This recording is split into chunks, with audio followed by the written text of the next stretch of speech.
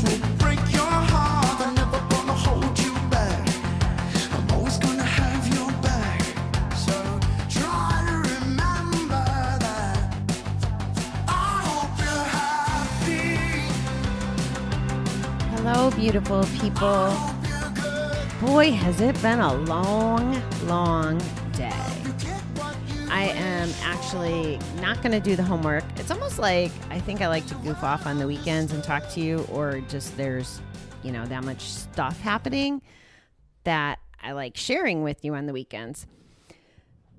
So I'm going to tell you about a little addict behavior instead of recovery behavior. But first, let me tell you, it was generally a really good day. It feels like every other day, in general, I did the same kind of things, except for I didn't have my day job ruining my life in the middle of it. All right, I'm exaggerating. I didn't have my day job to pay attention to because it's Saturday.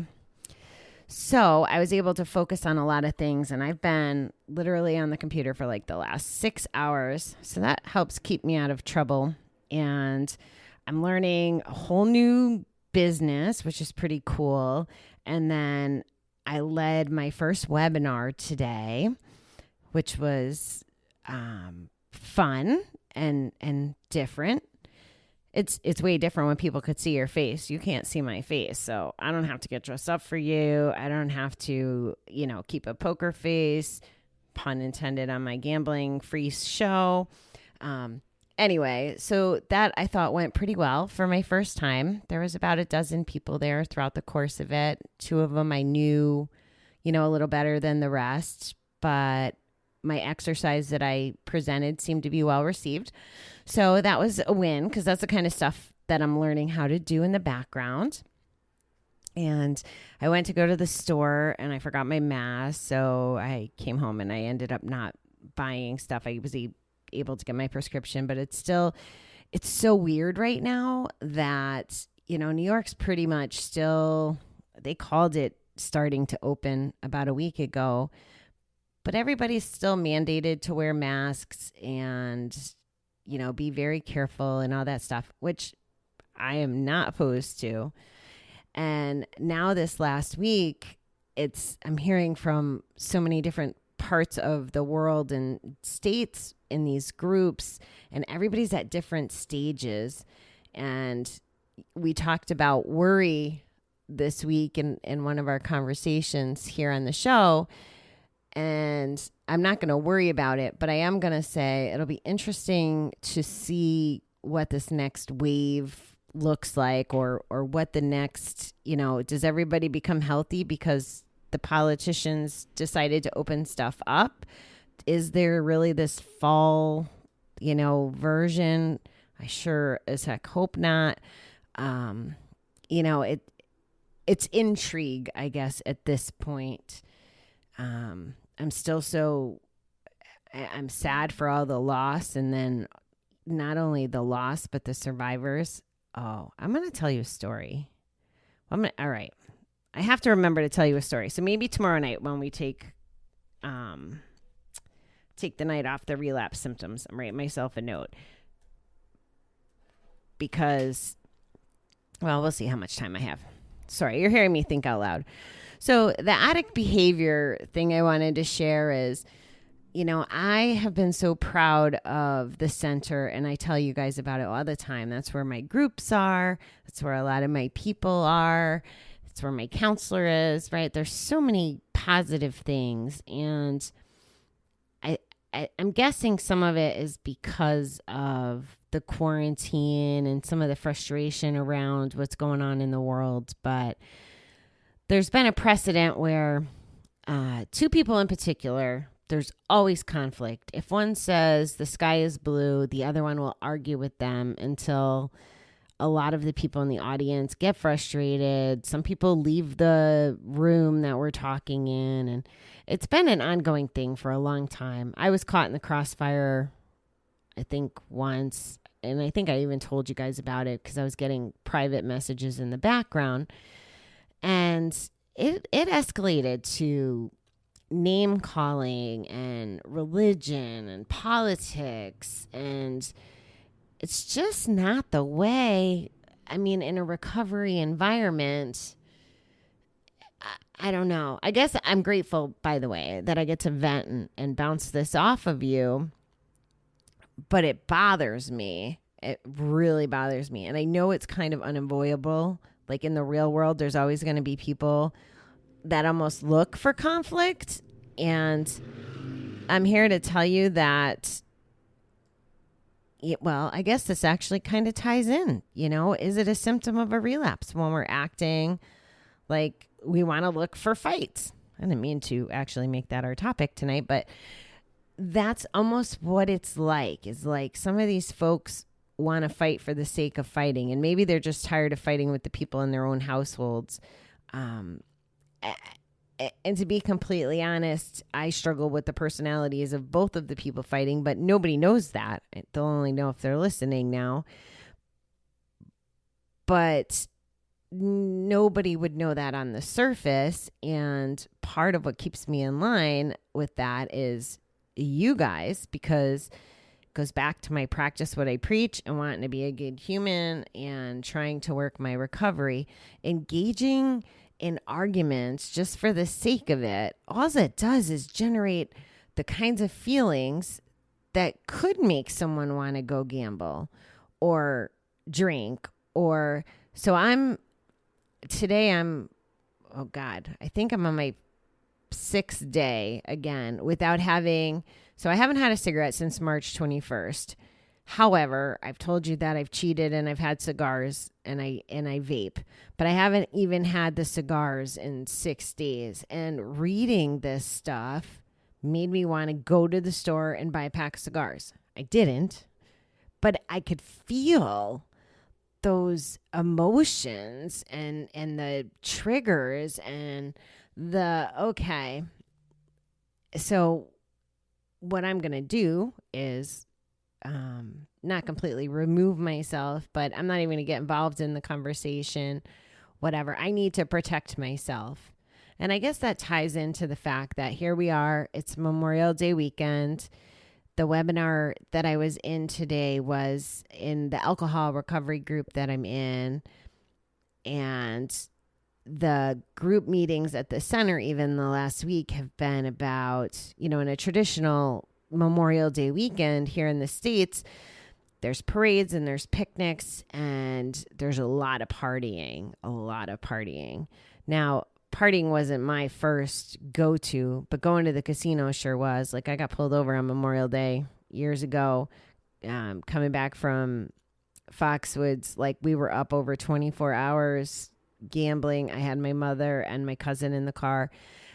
I shouldn't have been driving. I actually let my cousin drive for a little bit of it, but, in the 20 questions, have you hurt yourself or others? And really, I shouldn't have been driving, anyway, with the fatigue. But it's easy to go into family dynamics or these situations, especially if there's alcohol or drugs involved, and spend time with people and have discussions. Who knows? Maybe you could go to a picnic and have the same kind of conversation about what I'm hearing and learning this last week. And I don't watch the news, so I have really no idea, which means I shouldn't have an opinion because it would be an uneducated opinion. And what's the point? I'm not looking to argue with it. I want the information that I need to survive, which is like, hey, is so-and-so store open or whatever. If I need something, I'll look it up that way.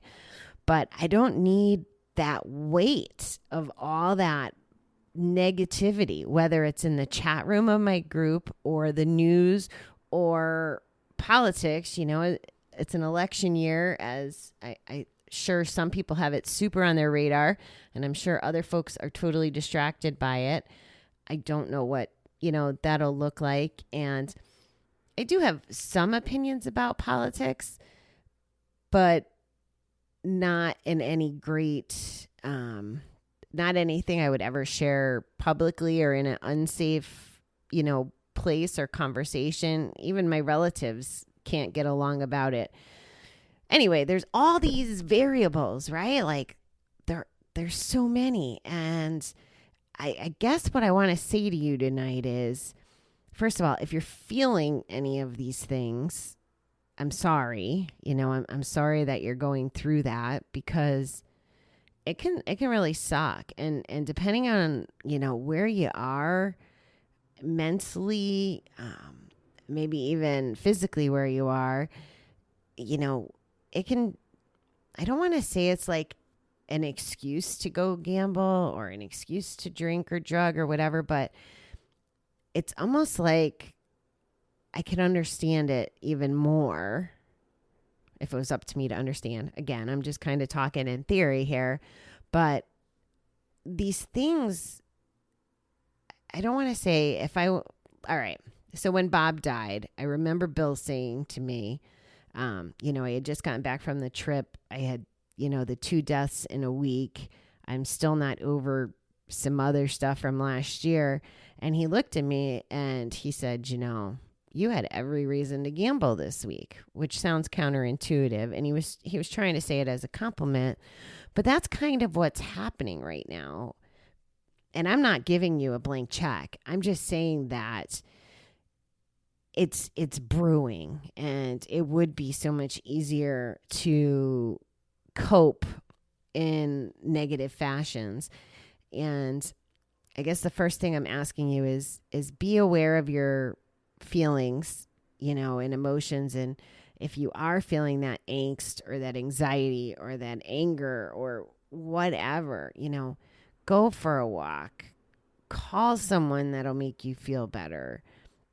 I don't know, meditate, do something that puts you in a happy place. You're going to hear from a guest when we start doing regular episodes again on Fridays. And she kind of goes through a breathing exercise for us to kind of help us out of urges. You've already heard from Neil, and I believe his statement was that it's 90 seconds. That's as long as an urge lasts. And that helps me. That's helping me with smoking, if I'm being completely honest. When I do feel that need to go to the store, I'm like, it'll only be 90 seconds. I'll forget about it. Now, again, the pendulum's kind of swinging, and I have ice cream and cookies in the house. But I have to forgive myself for that. And I just do. I can't do it all. And I need to remember that. And actually, it shouldn't even be forgiveness. I should give myself a little bit of, grace. So, I've accomplished so much especially the last year.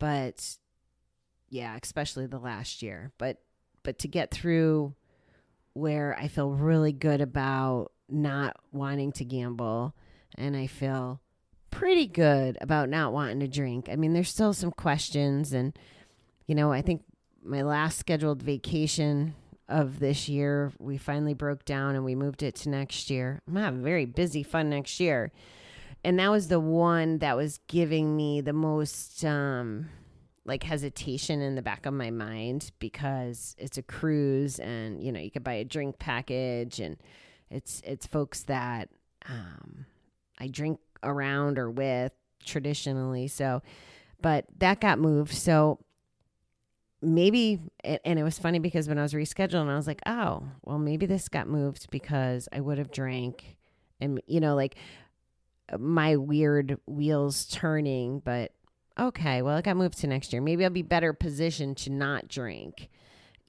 for whatever reasons.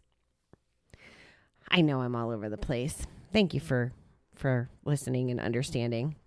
I would imagine that there might be a person or two out there whose brain bounces around as much as mine with thoughts like this. So I'm going to leave you with, be kind to yourself. Try to avoid, those situations that put you in a bad spot, and come back tomorrow. And hopefully, I wrote it down, so I want to remember. I have to tell you about this story that I saw about a father's opinion about how his son died because of coronavirus, is basically the story.